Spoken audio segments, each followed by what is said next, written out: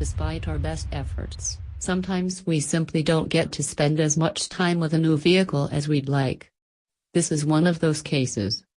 In fact, we are convinced that on a busy pre-Thanksgiving weekend, we've logged more miles lapping the Trader Joe's parking lot than we did in the Honda Clarity plug-in hybrid and Honda Clarity EV.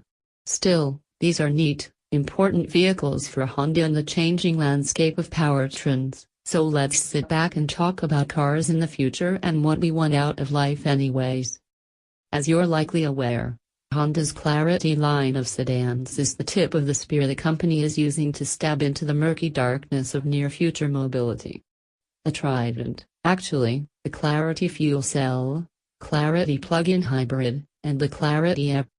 The thinking from Honda is that each of these powertrains is best for a certain customer, and by satisfying all of the needs, they reach the most customers. Makes sense. Hydrogen, pending an appropriate infrastructure, is best for zero emissions, long-range driving. The plug-in hybrid is best for those with short commutes who occasionally take long trips, and the EV, with a range of 80 miles or more, is best for virtually no one? Okay, that last bit of thinking is ours and not Honda's, but we're sticking with it. 80 miles. That's almost enough to drive from Ann Arbor to Detroit. In perfectly cool weather that doesn't negatively impact the battery's performance or require you to use HVAC. This is approximately the same range as the Fiat 500e, which is a California compliance car that has lease deals we once described as almost free. It's about 50% less range than the 2017 e-Golf and 70% less than you'd get with a Chevy Bolt.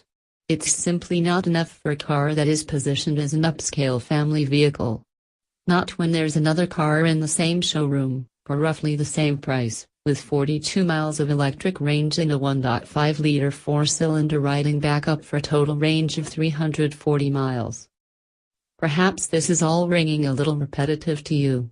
If so, it's because our own Joel Stockdale made this exact case back in April.